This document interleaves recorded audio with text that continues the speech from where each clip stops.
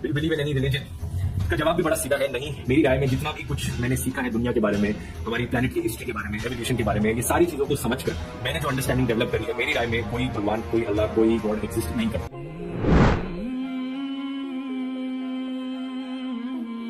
تو یہ پہلے تو کنسیپٹ کلیئر کریں, خدا آیا نہیں ہے, خدا ہمیشہ سے. ہم اسے میتھمیٹیکلی ثابت کرتے ہیں. دیکھیں, جو یونیورسل ٹروتھ اسٹیبلش ہو چکے ہیں اس کو تو آپ کوئی دوبارہ سے چیلنج نہ کریں. یعنی یہ یونیورسل ٹروتھ ہے کہ 2 + 2 = 4. ٹھیک ہے, اب اسے کوئی 5 یا 3 بنانے کی کوشش کرے تو ظلم پر مبنی کام کر رہا ہے. آپ دوبارہ سے ویل بھی انوینٹ کر لیں تب بھی یہ میتھمیٹیکل ایکویشن تو اپنی جگہ رہے گی. بالکل اس طریقے سے یہ چیز اسٹیبلش ہو چکی ہے کہ کائنات پہلے نہیں تھی تو آئی ہے.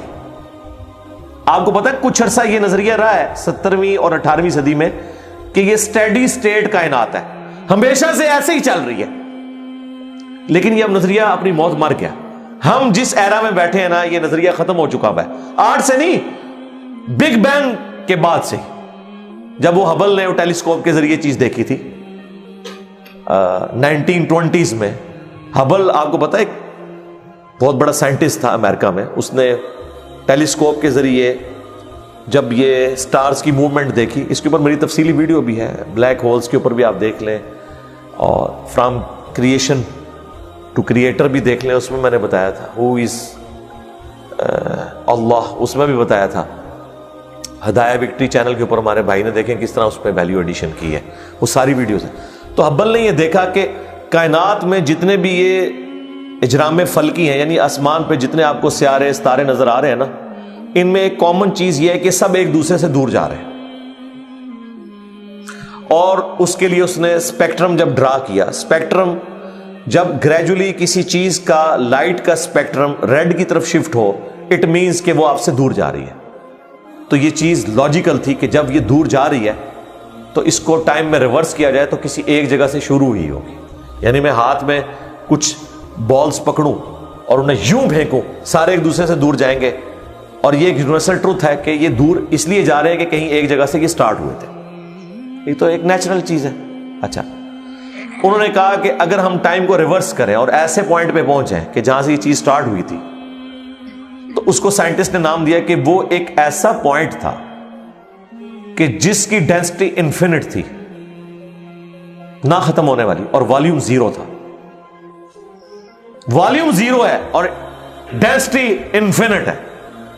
اٹ مینس کریشن ایکس نہیں لو, عدم محض سے وجود, کچھ نہیں تھا تو یہ ہو گیا. اور پھر وہ کہتے ہیں کہ یہ جو بگ بینگ ہوا ہے, اس بگ بینگ کے بعد اگر 1 سیکنڈ کے ٹریلین حصے کے اندر بھی ذرا سی ڈسٹربنس آتی تو یہ کائنات وجود میں نہیں آ سکتی تھی. اور یہ تو صرف وجود میں آنے کی بات ہے, پھر جو billions of fine tunings planet earth کے اوپر موجود ہیں, ہر سیارے کے اعتبار سے ہیں, زمین کا سورج سے فاصلہ, پھر ان کی گریویٹیشنل فورس, ان کی موومنٹ, سپیڈ, یہ تو ایک پوری ایک سمجھ لیں ایک ایسی فیلڈ ہے جس میں انسان جا کے گم ہو جاتا ہے.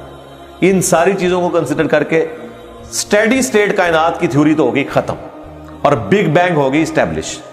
اب یہ تو ثابت ہو گیا کہ کریشن ایکس نہیں لو ہوئی ہے, یعنی انسان یا کائنات یہ پیدا ہوئے ہیں.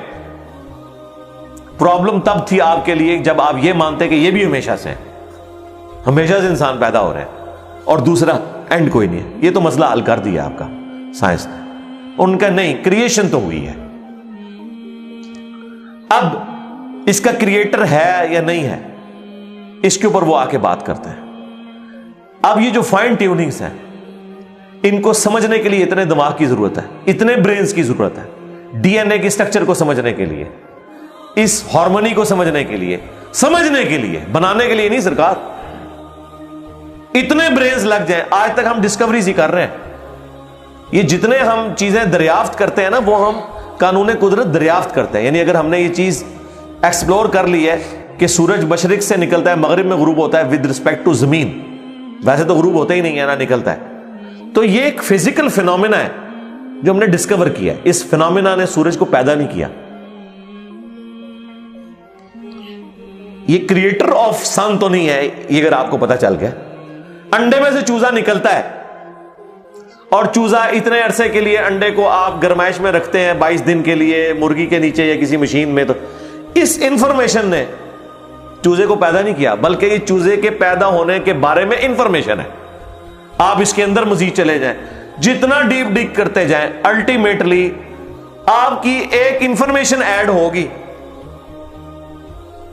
یہ نہیں ہوگا کہ آپ کو یہ پتا چل جائے کہ اس نے پیدا کیا, وہ تو مرغی کو خود نہیں پتا جو پیدا کرنے والی ہے, کروکوڈائل کو, ایلیفینٹ کو یہ پتہ ہی نہیں میرے اندر کیا کیا کوالٹیز ہیں, جس کو یہ پتہ ہی نہیں میرے اندر کیا کوالٹیز ہیں, انسان کو نہیں پتا ابھی تک میرے اندر کیا کوالٹیز ہیں. یہ تو بھی سائنس تھوڑا بہت آپ کو ایکسپلور کر رہی ہے.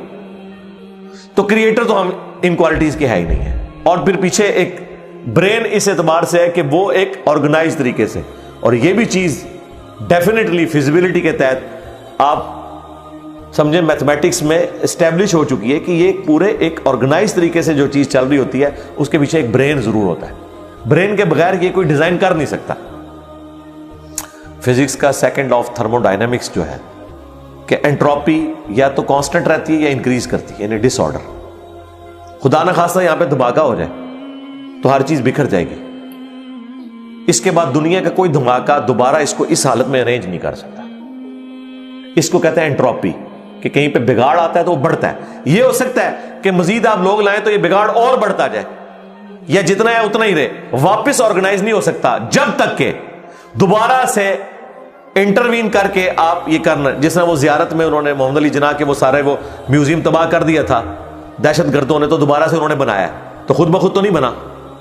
دھماکے کے بعد تو سب کچھ خود بخود پھیل گیا تھا, لیکن دوبارہ اس جگہ پہ لانے کے لیے آپ کو بجٹ لگا ہے, برین لگا ہے, ایفرٹ پٹ کی ہیں, پھر جا کے وہ آرگنائز ہوا ہے. تو اس کا مطلب ہے آرڈر بنانے کے لیے برین چاہیے ہوتا ہے, ڈس آرڈر کے لیے کوئی مسئلہ نہیں, اور ڈس آرڈر کے بعد دوبارہ آرڈر بن جائے اس کے لیے برین چاہیے. سرکار یہ کون سا ڈس آرڈر ہے, یہ کون سا بگ بینگ ہے؟ چھوٹا سا دھماکہ آرگنائز نہیں کرتا, چیز کو بگاڑتا ہے, اور اتنا بڑا دھماکہ اتنا بڑا آرڈر لے آیا ہے کہ پلانٹ ارتھ کے اوپر 2 ملین سے زیادہ اسپیشیز ہیں. ایک ایک اسپیشی کے اوپر آپ زندگی گزارے, آپ صرف اس کی عادتیں ہی نہیں بتا سکتے کیا ہیں. یہ تو چھوڑ دیں کہ یہ بنی کیسی ہے. تو یہ تو ایک نہ ختم ہونے والا سلسلہ ہے. تو یہ برین تو اسٹیبلش ہے. اب اگلا سٹیپ یہ ہے کہ یہ جو برین ہے, وہ رچرڈ ڈاکنز بھی کہتا ہے نا دا گاڈ ڈیلوژن میں, جب فریڈ ہائل کا جملہ اسے کوٹ کیا گیا نا, فریڈ ہائل ایک بہت بڑا سمجھے فلاسفر بھی تھا, سائنٹسٹ بھی تھا. اس نے کہا تھا کہ انسان کا بن جانا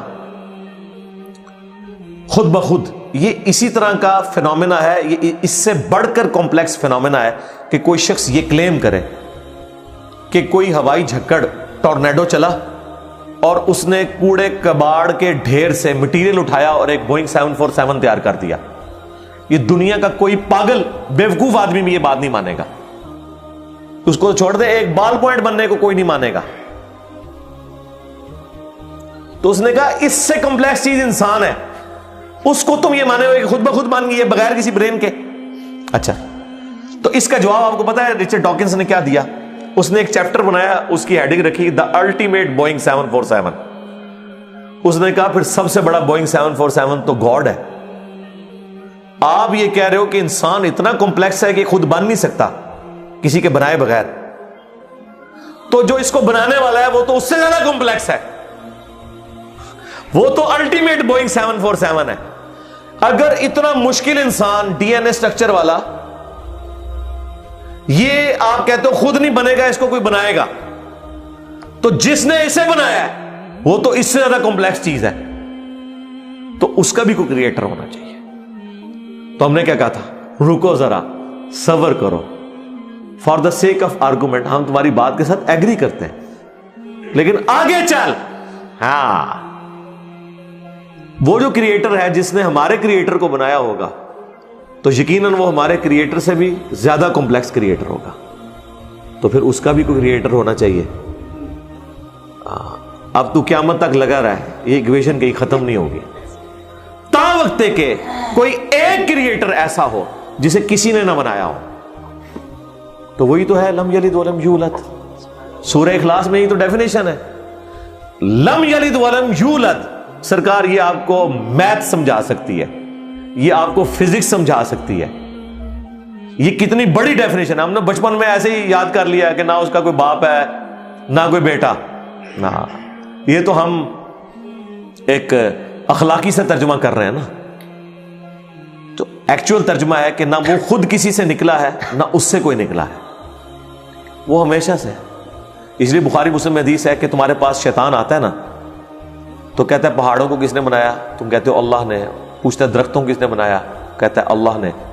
تم کہتے ہو اس کو جواب کے طور پر جب وہ سوال پوچھتا ہے، پھر مختلف سوال کرتا ہے، تم اللہ کہتے ہو. اینڈ پہ وہ کہتا ہے اللہ کو کس نے بنایا؟ اب تم نے کہنا ہے پھر اس پہ قل هو اللہ احد اللہ الصمد لم یلد ولم یولد ولم یکن لہ کفوا احد. ذرا نبی علیہ السلام تو اتنا ہی کہہ سکتے تھے نا. آپ کو اللہ تعالیٰ نے ہماری ہدایت کا امام بنایا، ٹھیک ہے. لیکن بعد میں جب یہ میتھمیٹیکل ایکویشنز، سائنٹیفک ڈسکوریز اور یہ یونیورسل ٹروتھ انسانوں کو اللہ تعالیٰ نے دریافت کروائے ہیں، تو اب ہم بڑی آسانی سے اس کو مزید ایکسپلین کر سکتے ہیں کہ اگر کوئی کریٹر کا کریٹر ہے تو اس کا بھی کوئی کریٹر ہوگا. اور یوں یہ ایک سمجھ لے نہ ختم ہونے والا سلسلہ شروع ہو جائے گا.